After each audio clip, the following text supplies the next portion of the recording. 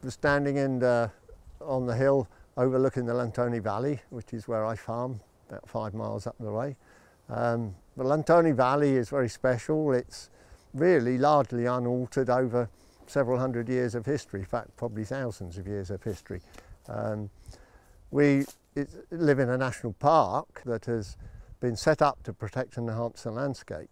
But the landscape, of course, that you're looking at is essentially man-made or influenced by man and man's activities. The national park needs to protect and enhance the landscape and the environment, as they say.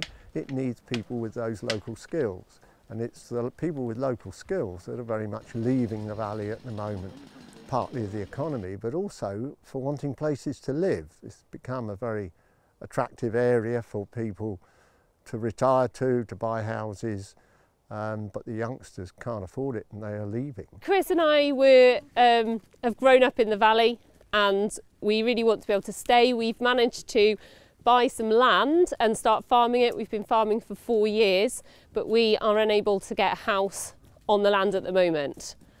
National Parks planners tell us that the only way that they can make a case to build a house is to have an intensive livestock unit, to have an intensive poultry shed or pig unit. Well, they're hardly appropriate for the national park. So we're living in a mobile home. Obviously with a growing family, we really need to be able to have a house. No farmer doesn't live on their principal holding. It's not the sort of business that you can commute to and from. There's jobs that you have to pop out and do any time of the day or night, all the time.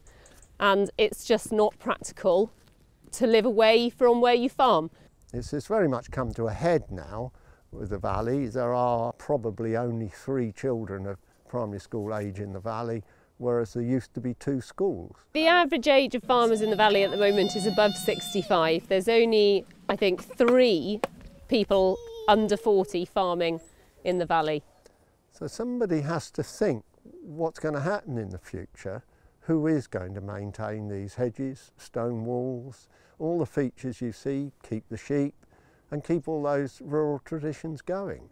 It just seems absolutely ridiculous to us that we cannot build a house on our own land so that we can continue to farm it the way that we have been and give our children somewhere to grow up.